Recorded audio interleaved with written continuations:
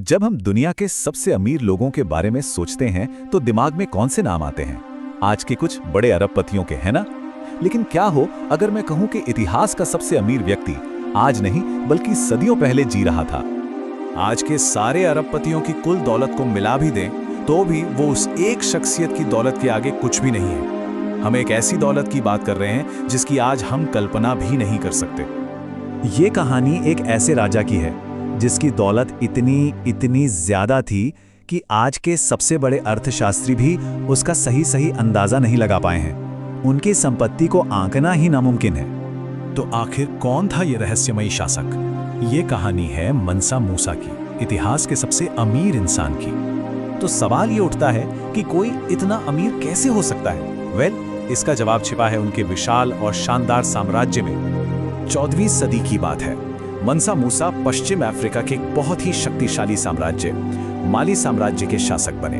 और मनसा का मतलब ही था राजाओं का राजा, और उनका साम्राज्य वाकई उस वक्त दुनिया के सबसे ताकतवर साम्राज्यों में से एक था। उनकी दौलत का राज क्या था? सिर्फ एक चीज, सोना। और थोड़ा बहुत नहीं, अपने पीक पर माली साम्राज्य के पास पूरी दुनिया का लगभग आधा सोना था। जरा सोचिए इस बारे में। लेकिन उनकी बेहिसाब दौलत का सबसे बड़ा सबूत वो तो उनकी एक लेजेंडरी यात्रा है। एक ऐसी यात्रा जिसने दुनिया को हिला कर रख दिया था। साल था 1324। मूसा ने मक्का की पवित्र तीर्थ यात्रा शुरू की, पर यह कोई साधारण सफर नहीं था। यह इतिहास के सबसे भव्य और शानदार सफरों में से एक बनने वाला था। जरा इस यात्रा का पैमाना सोचिए। ये एक चलता फिरता शहर था। मनसा मूसा के साथ 60,000 लोगों का एक विशाल कारवां चल रहा था। सैनिक, कलाकार, विद्वान, सेवक, मतलब एक पूरा शहर रेगिस्तान पार कर रहा था। और इस चलते फिरते शहर का सामान कौन ढो रहा था? ऊंट। एक दो नहीं बल्कि पूरे 100 ऊंटों का एक शानदार काफिला। और ये सब सिर्फ एक ही कीमती चीज ले जाने के लिए थे। उन 100 ऊंटों में से हर एक की पीठ पर लदा था 300 पाउंड खरा सोना। ये कोई कारवां नहीं था, ये तो सोने की एक चलती फिरती नदी थी जो रेगिस्तान से होकर बह रही थी। कल्पना कीजिए कि कोई इतना अमीर हो कि सिर्फ उसके पैसा खर्च करने से एक पूरे देश की अर्थव्यवस्था तबाह हो जाए। जब मनसा मूसा काहिरा पहुंचे तो उन्होंने इतना सोना दान किया कि वहां सोने की कीमत एक दशक के लिए गिर गई। उन्होंने अनजाने में ही एक आर्थिक संकट पैदा कर दिया था। लेकिन मनसा मूसा की कहानी सिर्फ सोने और दौलत की नहीं है। उनकी असली विरासत कुछ और ही थी, कुछ ऐसा जो सोने से भी कहीं ज्यादा कीमती साबित हुआ। मनसा मूसा ने अपनी दौलत का इस्तेमाल एक ऐसे साम्राज्य को बनाने में किया जो सिर्फ सोने पर नहीं बल्कि ज्ञान पर टिका था।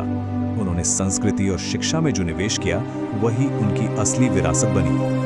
अपनी यात्रा से लौटकर मनसा मूसा ने इस दौलत से टिम्बुक्टू शहर की काया ही पलट दी। उन्होंने वहां शानदार पुस्तकालय बनवाए, मस्जिदें बनवाई और हाँ, विश्वविद्यालय भी। उनके इस काम ने टिम्बुक्टू को अफ्रीका का चमकता हुआ दिल बना दिया। एक ऐसा शहर जो दुनिया भर के विद्वानों के लिए ज्ञान और संस्कृति का एक बीकन ऑफ लाइट था। लेकिन हर महान कहानी की तरह इसका अंत भी एक रहस्य में डूबा हुआ है। उनकी मृत्यु के बाद इस महान साम्राज्य और खजाने का आखिर क्या हुआ? 1337 में मनसा मूसा की मृत्यु के साथ माली साम्राज्य का सुनहरा दौर भी खत्म होने लगा। उनके बिना ये महान साम्राज्य अगली सदी में धीरे धीरे बिखर गया और उसकी शान बस कहानियों में रह गई। उनकी दौलत एक किंवदंती बन गई। ऐसा कहा जाता है कि उनका ज्यादातर खजाना खो गया था, जिसे अफ्रीका में कहीं छुपा दिया गया था, और आज भी खजाने के शिकारी और इतिहासकार उसे खोज रहे हैं। तो मनसा मूसा की इस अविश्वसनीय कहानी का आज क्या महत्व है? ये सिर्फ एक भूली बिसरी कहानी से कहीं ज्यादा है। ये कहानी हमें याद दिलाती है कि दौलत का असली मतलब क्या हो सकता है। मनसा मूसा की संपत्ति आज के सबसे अमीर लोगों की कल्पना से भी परे थी।